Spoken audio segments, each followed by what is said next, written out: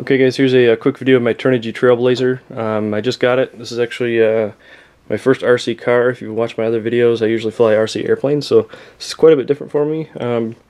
So I'll kind of do an overview of kind of the basics and anything that I know or have come across on this truck. So it's very similar to the Earthquake 8E made by Red Cat. So in fact, I think the chassis and the components are the same. The only thing different that appears to me is the body.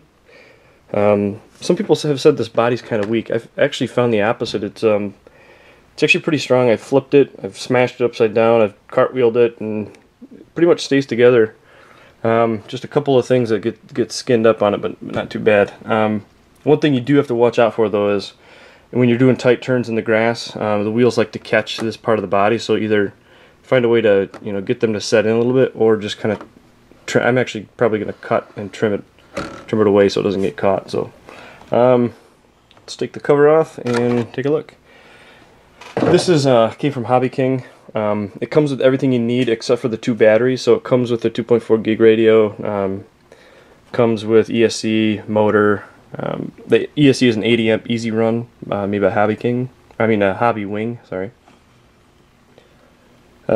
The motor does not come with this fan unit or the heatsink unit. It just comes with the motor, and the reason why I put the heatsink and the fan on it is after I was running it on a hot day for a while, I felt the motor and it I couldn't even hardly touch it. It almost burnt my finger instantly. So I'm not sure how much heat these things can take, so precautionary measure, I put a heatsink and a fan unit on it.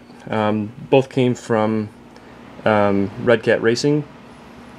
I think each, the ESC, I mean the heatsink and the fan unit, I think each were like $10 each. So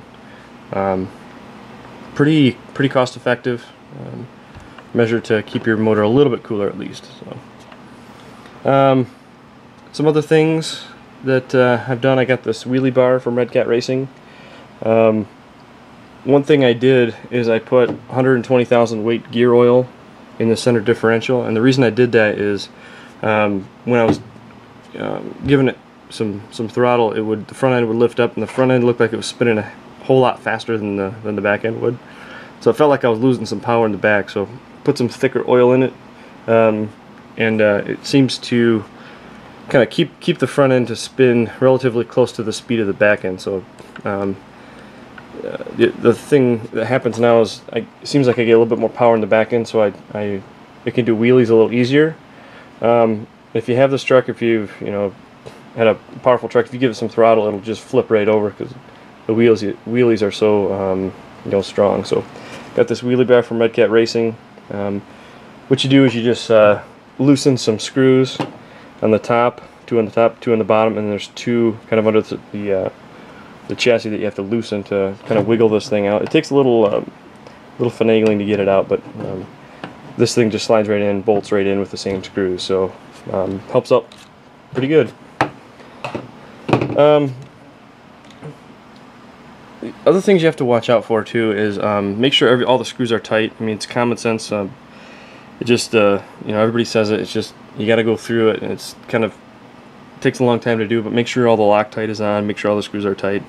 I actually lost a screw and a bushing in the steering component in here, so I had no steering, and I actually lost it in the grass, so I had to buy a new steering assembly from the hobby store that carries Red Cat racing parts. So just a caution there to make sure all these screws are tight. If you get in here and look at the steering mechanism, some of the screws are hard to get to because they're mounted up from the bottom, so just take your time with it and make sure everything's tight, and it'll definitely pay off. When you get in there and tighten everything, you'll notice that there's still some slop, but it reduces it quite a bit and doesn't really cause a problem while you're driving around. All right. An issue after I was running it for a while, the tires seemed to become out of balance, and I noticed when I went through each tire that the tires started to separate from the rims. It's probably pretty normal, but just a caution to, after you run it a few times, to make sure they're all glued in and secure. What I also found is the wheels became out of balance pretty quickly. I don't know why, but if you feel the tire, you'll feel that there's that foam ring in there, but if you go around and you feel it, you'll come to a really soft spot. It's almost like the foam doesn't go all the way around the tire. and that's the case with all 4 tires, so I think that's probably the reason why it's getting out of balance. What I did to remedy that was just got some modeling clay from Walmart. It's in the kids crafts section. Whole pack was 97 cents.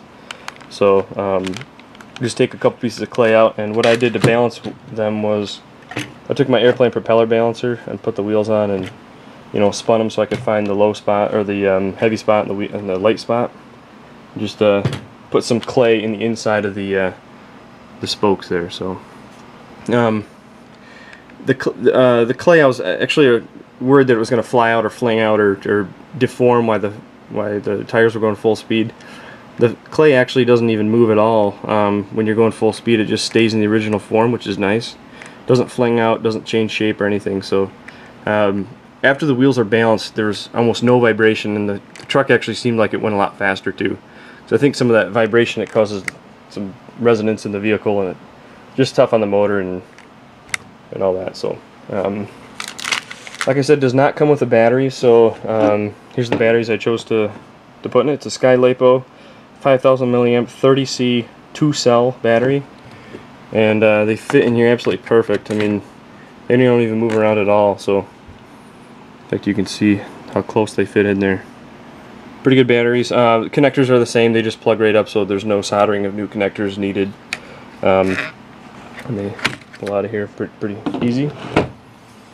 Let's see, the stock clips that comes with on the body.